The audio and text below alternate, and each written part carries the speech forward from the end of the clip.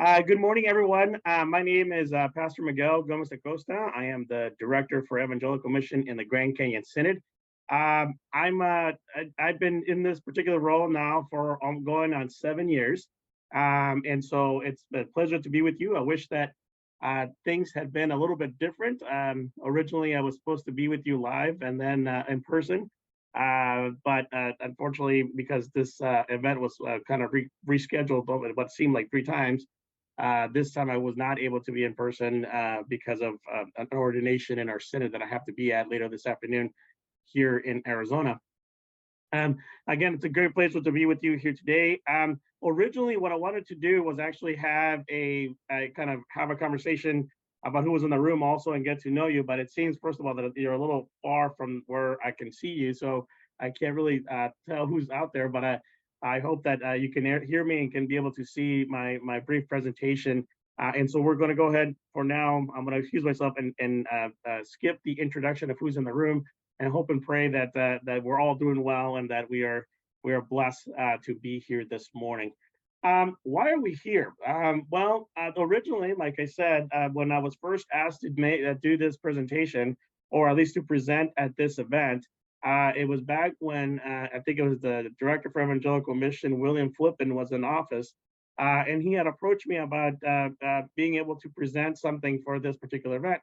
And I think part of the reason why he asked me to do a presentation was because he had heard of what we had been doing here in the Grand Canyon Synod when it comes to stewardship. For you see, when we started doing stewardship here in the Grand Canyon Synod, when I came into office, we were kind of slow to start. And so I took some time and brought some amazing lay leaders together, and we created a stewardship team that really came to, I don't know how to say, like really came on its own and really grew in its impact in the synod when the pandemic happened. For you see, in 2020, as we all kind of remember those days in the beginning of the pandemic when everything shut down, and all of a sudden, no services were being held, and so pastors were panicking.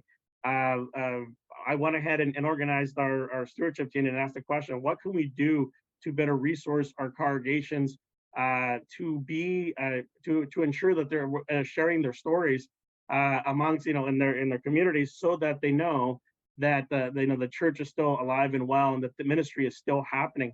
And so we came up with a presentation. Part of it is in here. We've also looked up other resources as we've been going along as to how to be able to share stories, and more or less nothing really new, but it's just the excitement, the motivation of why, and how we can share a story to motivate our congregation, not only in stewardship, but also in vitality work. And that is also, and I will share more a little bit about that. So I'm going to go ahead and proceed.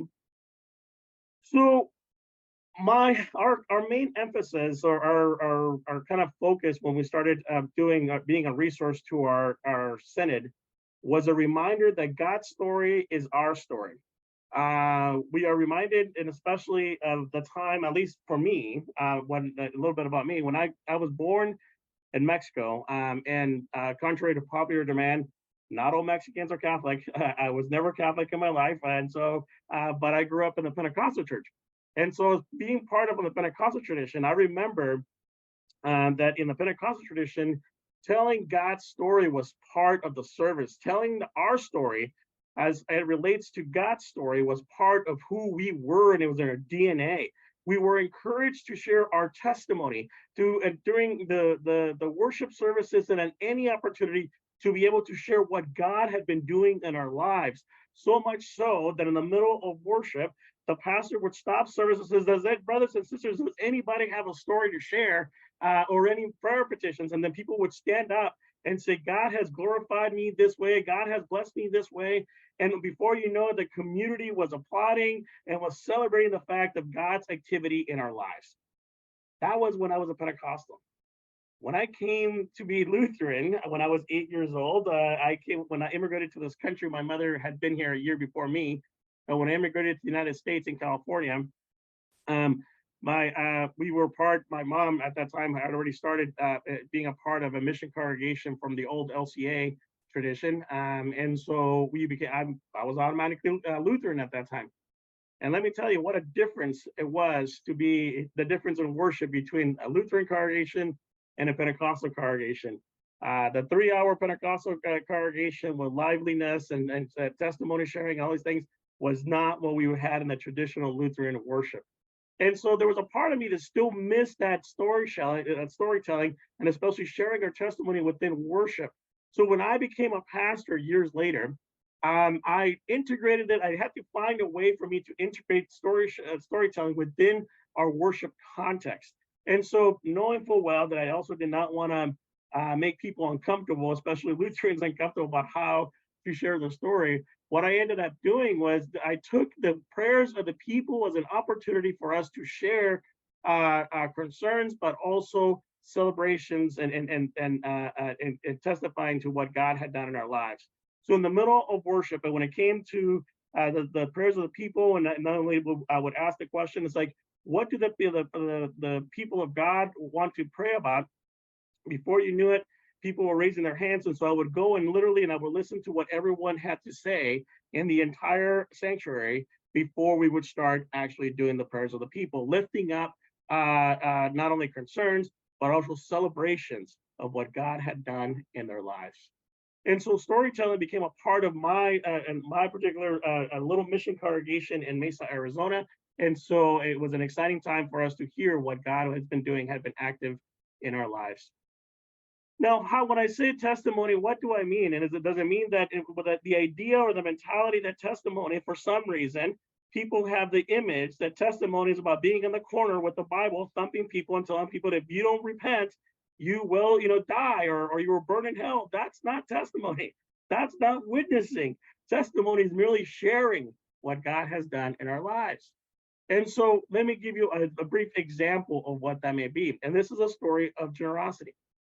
Where you see, again, when I was growing up in Mexico, because I was growing up with a single mother, I was every time there was no school, during breaks from school, because we were living in the city of Mexicali, I would be sent to my grandparents' ranch outside of Caborca, Sonora. And as I would live with my grandparents for the next 2 weeks or a month or 3 months because of summer break or whatever, I learned a lot from my grandparents. And in this one particular situation, I remember that my grandmother was baking and was cooking in one morning. And as she was cooking, I know there was a young girl who's about 12 years old, who would come and help her with chores around the house because my grandmother was getting elderly, and so it was impossible for her to do all the chores in the household when my grandfather was working the ranch outside. And so this young lady came, and so I remember my grandmother paying the young lady her daily wage, which was what they had arranged, and the fair wage that she had agreed to. I remember seeing my grandmother, and this was me about 6 years old, seeing my grandmother give this young woman a basket of eggs. And as the young lady left, and I inquired for my grandmother, I said, "Grandma, why did you give that to this young woman?" And she said, "Because God has called us to serve others." And she said, this young girl, actually, she's going to use those eggs to feed her little brothers. For you see, her father is off working because their mother had abandoned them. And so the father was a single dad and taking care of them. And so when he was off to work and doing things, my grandmother would give these eggs so that the young woman, whether it was eggs or cheese or bread, whatever we had extra of, and we would share so that it would then go to these boys who were younger than her to be able to support, to be able to feed them while their father was gone working. There's two lessons that I learned that day, two lessons that I learned from just watching and hearing what my grandmother was doing. Number one, generosity is not an option if you're a Christian. Generosity is not an option. On the contrary, it's a calling that we serve those who are in need, and we must share what we have. And number two, I also learned that generosity is modeled. The next generation will learn from us what generosity is all about. And so that is a simple story that I have told in various occasions and opportunities, just to share what generosity is about, because there's lessons to be had from a story from my childhood.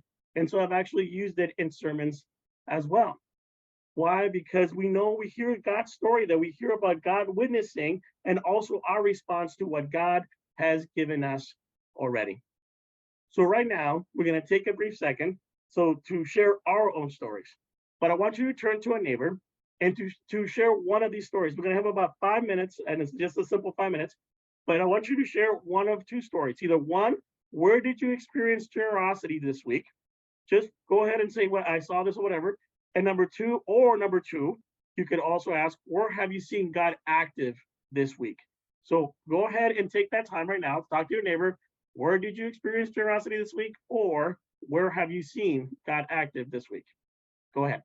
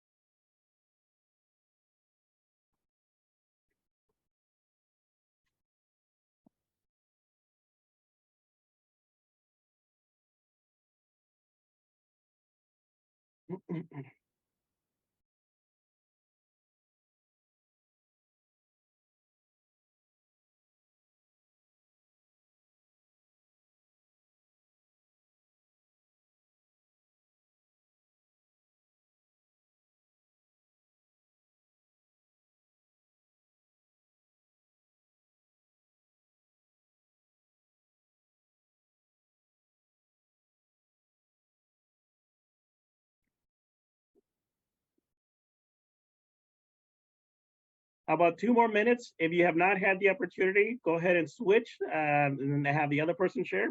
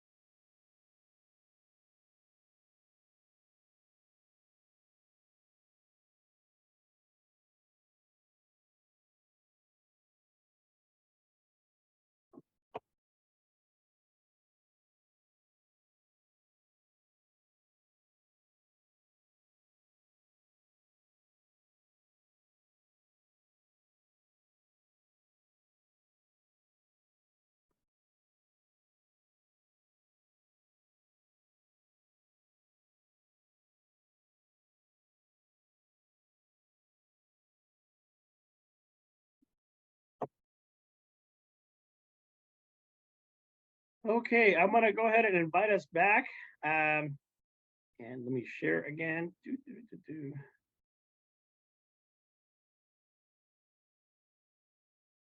Great.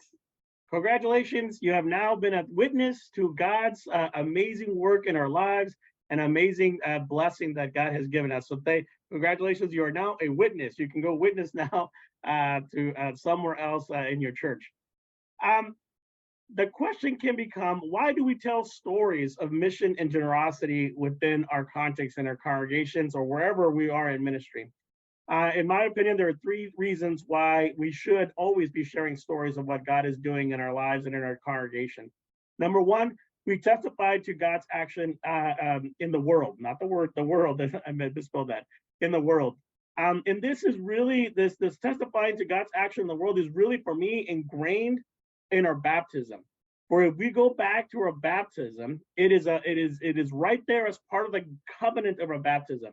That we are to be a witness. When in the third part of a baptismal sacrament, when the pastor gives you, or priest gives you a candle, and the words are said, "May your light so shine so that whoever sees your good deeds may glorify your Father in heaven." In those words, you and I are supposed to be a witness, that light of Christ wherever we may be. And so, because we're demonstrating God's action in the world, and we are that action into the world. So for me, testifying to God's action is all about us going back to our baptism and remembering where we are supposed to be in what we're supposed to be doing in the world on behalf of God, which is sharing what the gospel is, the good news of God and God's action in the world. Number two, I see it also as a spiritual practice because it keeps us mindful of our own life. When you are in the practice of sharing stories or witnessing to what God has been doing in your life, when you go about life, always keeping an eye out for what is happening around you, and seeing those places, those special places, those secret places where you see God's amazing deeds in the world, and that in and of itself is a blessing because in the end you get to be a witness to what God is doing and active in the world. And then you testify to that by telling others about, this is where I saw God active this week, or this is where God saw active today. And so we're always keeping an eye out to seeing what's going on around the world. I am reminded, I keep forgetting the theologian. There's a theologian that once said that, I think it was Karl Barth, the good preaching, you had the Bible on the one hand and a newspaper on the other, because it reminded us that good preaching, good sermon writing was about contextualizing and bringing back to reality. It is good for us to think about things theologically and then up here in the upper realm of in the pie in the sky kind of stuff. But it's also always it is right for us to just bring it back and remember and be able to witness it in real life to who we are. So we always be mindful of our own life, but when we are actually witnessing to God's activity in the world. And number three, I honestly think that when we share stories of mission and generosity, we also encourage one another. And I think that for me is the most meaningful part, especially into why we should do it as congregation leaders. It's because we want to encourage our communities, not only encourage our communities for continued mission and be able to be active in the world, but also to be generous to our congregations because our ministry continues. Like the saying goes, right? Iron sharpens irons. And so when we think about how we can encourage one another, it is through our faithful witness to what God is doing, that then others are encouraged, especially those who are in need of a little extra boost, especially in those times of pain and suffering. And I think especially during the time of pandemic, that was a very real thing because many of our congregations were concerned. Not only were they concerned, but they were lost in the midst of everything that was happening. And so when they would hear the stories of generosity out there, or even the story of mission out in the world, even in the midst of a pandemic, it encouraged them, and they continued to move forward in ministry, knowing that the church was not dead, but instead the church continued in spite of a pandemic. I am reminded of one particular congregation here in the Grand Canyon Synod by the congregation's name is Christ in Sedona. And they shared a story, and actually they shared the story with me at first, and then we sent it on to our newsletter so it could be shared, because again, that entire year 2020 was all about sharing stories, because we could not meet in person and us being engaged in ministry. And they talked about how the congregation had heard the plight. So there was for those of you who don't know, the Navajo Nation, up the reservation up in northern Arizona, was hit really, really hard by the pandemic, so much so that they actually closed down the entire reservation. Nobody could come in or come out. Well, that also had put limitations on food resources and water resources. And so our ministries, our congregations, of course, we have one ministry up in all the way up to close to Four Corners Monument. And so we kind of rallied together trying to figure out how to be able to support that ministry and, of course, the community around it. And so one particular congregation, the one in Sedona, said, we're going to do this. And so they put out an appeal just to their congregation members. And I don't know how it worked out, because obviously this is all through email and social media, but somebody somewhere out in that community of Sedona heard of this situation, that there needed to, that the Navajo reservation, especially the ministry, the Lutheran ministry in the Navajo reservation, needed a freezer to be taken up to the reservation, because of the food bank that they had was getting the stuff was getting spoiled for various reasons. Anyway, we had a freezer that had to be taken out. Somebody said, we'll donate the freezer. They needed the freezer, so we'll donate the freezer. If the congregation did that, then somebody heard that the congregation was donating the freezer and they said, I will take it up. And this person, who was not even a Lutheran, let alone a part of that congregation, said, I will take it out because of what you just seeing the way that you respond to the need. I want to be a part of that. And so this neighbor of the congregation took his pickup truck and literally drove a freezer all the way up to the reservation, which is about 5 hours away, so that he could be a part of God's activity in the world. And so that encouragement allows us to also want to be a part of what it is that God is doing. And when we tell those stories, it allows us then to also say, I want to be a part of that. I want to do that as well, right? And especially with generosity, we have a saying, generosity begets generosity. When we hear about people being generous, all of a sudden we feel like we also need to be generous, and we need to be active in that activity. So the question can also become, how can we share stories, or how do we tell stories? It really isn't rocket science. Obviously, we've all shared stories among ourselves, but especially when it comes to sharing stories for mission and generosities, I always suggest a simple thing. And I've learned this from not only the book, these stories of faith in action. There's a magazine the ULCA puts out, Stories of Faith in Action, that actually had a how to tell a story. But I've also learned this along the way in other places and other organizations that I've also shared. Now, remember that in many ways, the church has been a little behind in being able to tell about the stuff that's happening in our churches. And I think part of it might be a little bit of a pietistic mentality of, well, if we share, we're boasting, right? But we have a lot to learn from nonprofits. Before I was a pastor, I was actually a social worker for Lutheran Community Services Northwest. And part of our work there was also being able to keep an eye out for stories that we would share with our development people, so that they can tell the story of Lutheran Community Services Northwest to their donors, because they needed to know what was going on.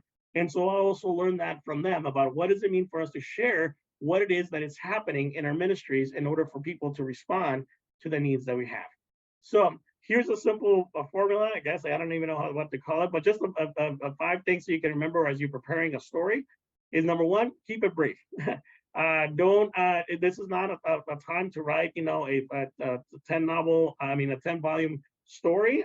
So we're not doing the Chronicles of Narnia. We're simply sharing a simple story. Try to keep it in under 2 minutes.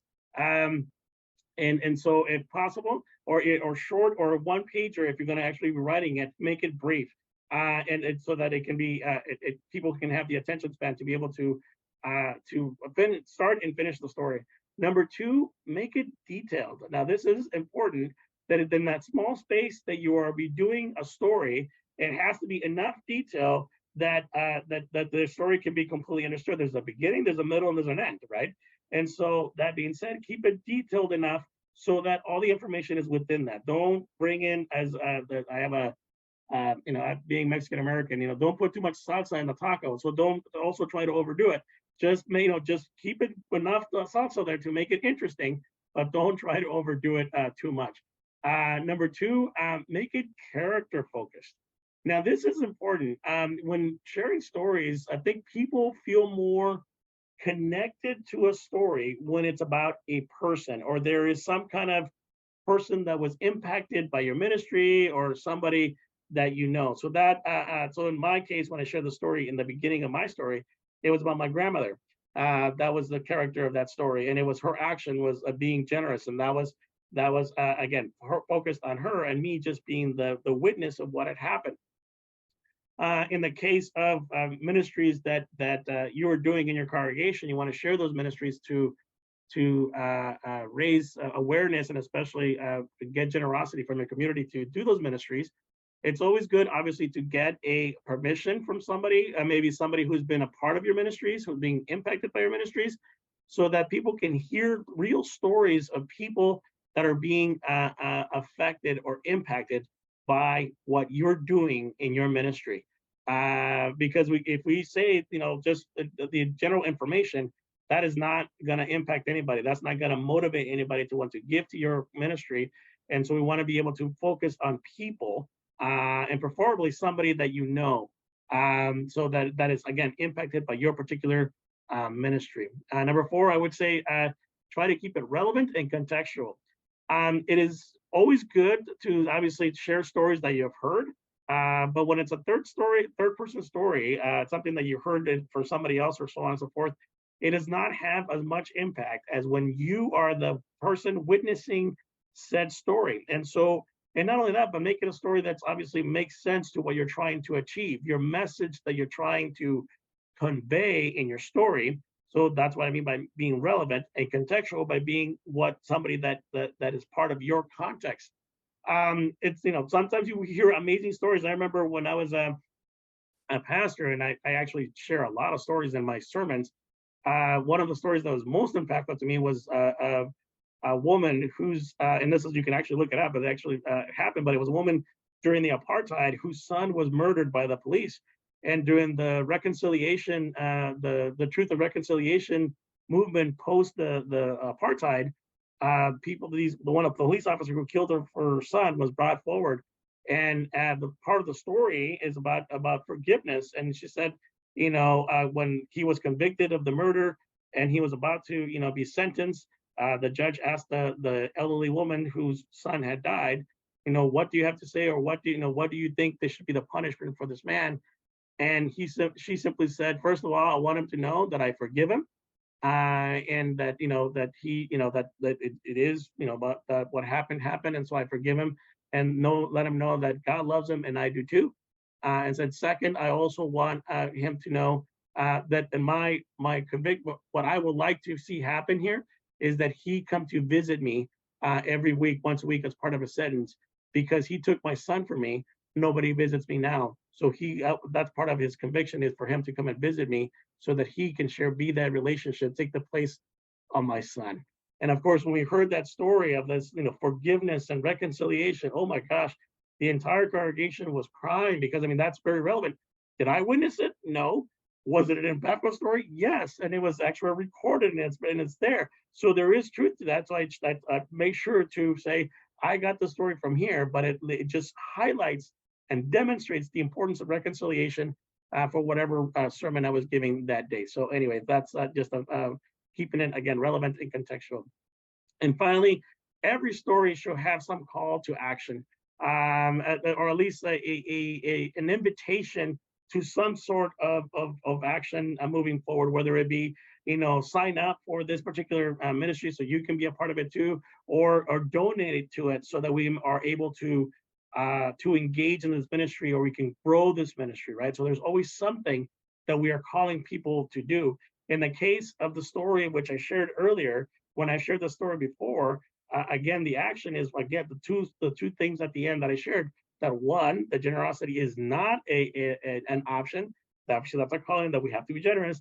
And number two, that we are in fact modeling. So there's two things: to actually doing it, being generous, and modeling for the next generation to come. So there was a call to action, and so we always ask something out of that story so that we can move forward, and that there's a reason for us to share that story. So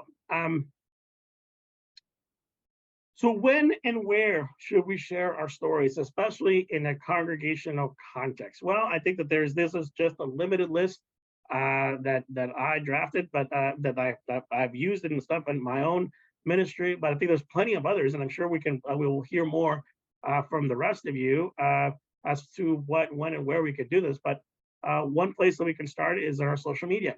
If your congregation does not have any kind of social media, then we should definitely start talking about doing that, because I know that in congregations, at least here in my synod, that have social media tend to be more engaged in what is going on in their community.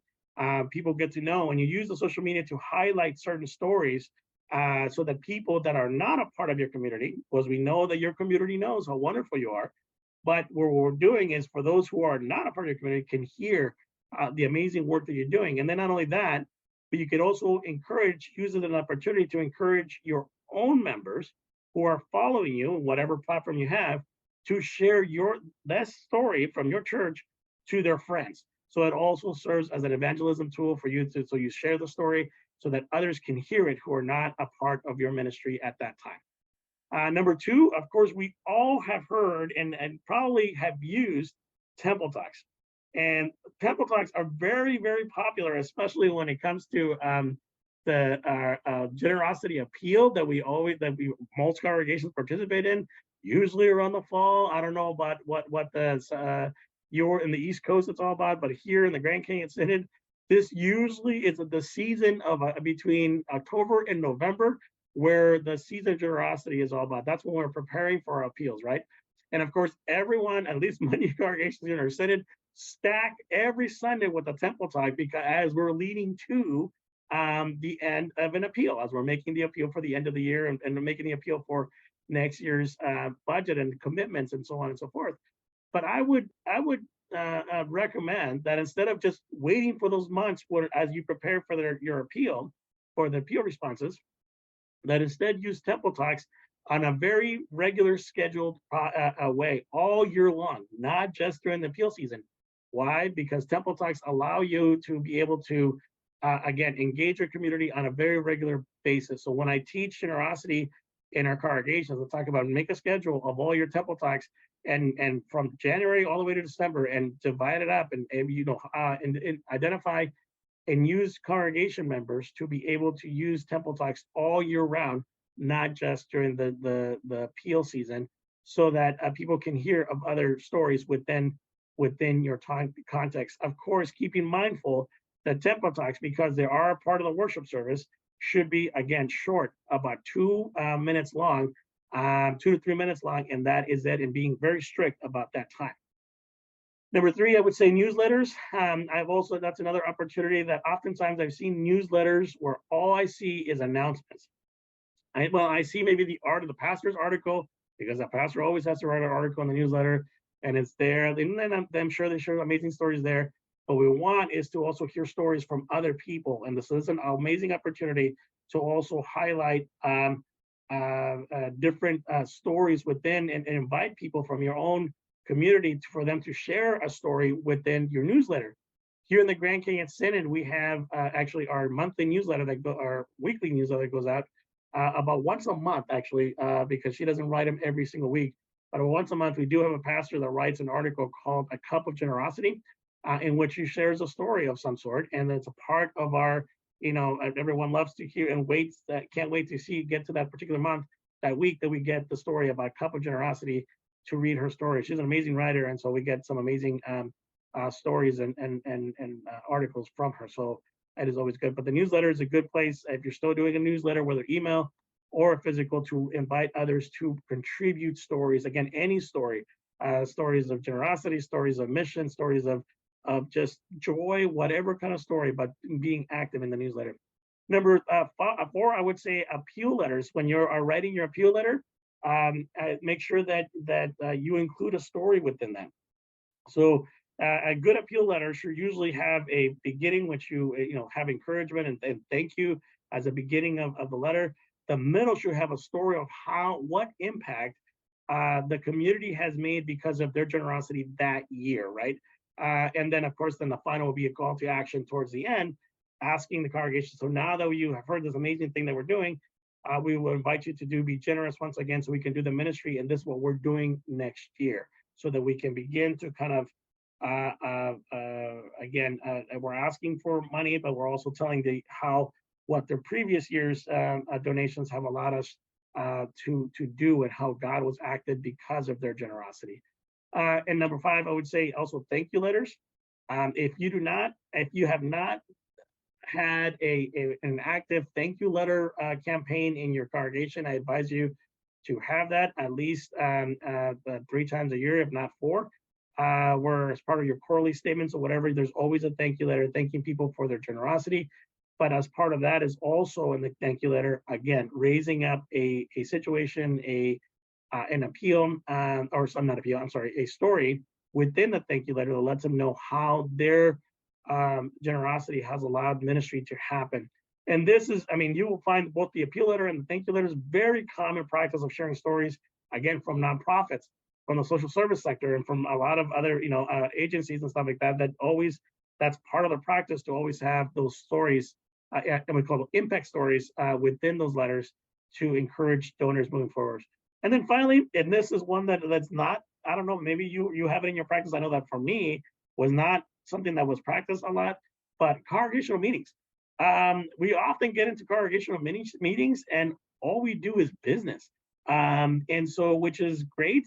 And maybe we have reports which has some storytelling within it. But what would it be for us to have a congregational meeting where we actually get to hear something amazing that is not driven towards business, but it's just like, look at how wonderful God has been to our ministry, not so much for our budget or for this, but look what kind of impact we have made in our community. Even better if you can actually have a community member who is not a member of your congregation to come and share that story. That would be amazing, because then that demonstrates that somebody's willing to come and be a part and to reach your congregation, and be able to say thank you on behalf of whatever is happening. So that's always a good way to also include it into congregational meetings. So with that, I'm gonna go ahead and turn it over back to the room, and also invite any questions or comments. Okay, Miguel, can you hear me? Yes, I can. Okay, excellent. So, Miguel can hear us. I have a microphone that's not playing in the room; it's just playing on Zoom. So speak loudly, and also, so you know, lunch is run about 10 minutes late, so we have 10 minutes or so for questions. And if you'd like the PowerPoint, we have printed versions up here on this table. So, are there any questions?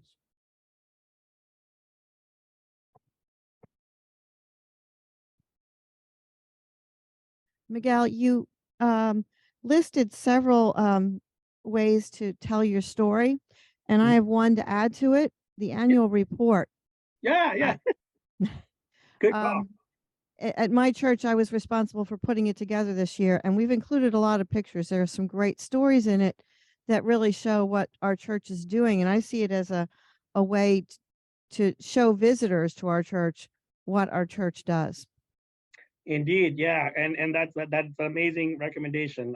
Again, this was not a limited list. It's just some thought that I thought, but I will add that to my list. So next time I share with my own Senate. So.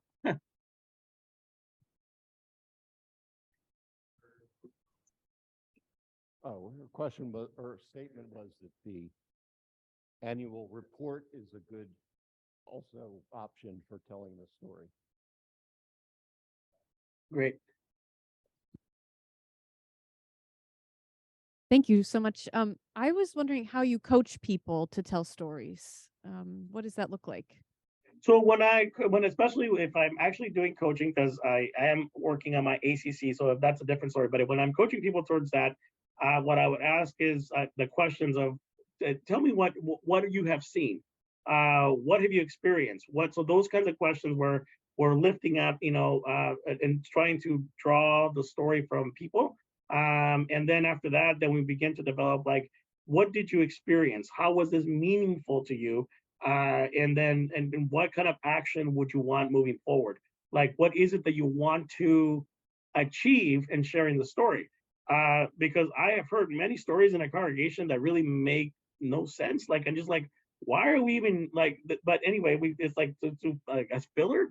And so it is, that's kind of the way that I usually coach congregations, is like, what's the impact? What's the message you want to move forward? So those are the kind of questions that I ask so that people can begin to develop their story. And then obviously as a coach, you have to kind of let the client, or the coaching client, kind of focus on their own life and their own story and begin to develop their story for themselves. Does that make sense? Yeah. Any other questions?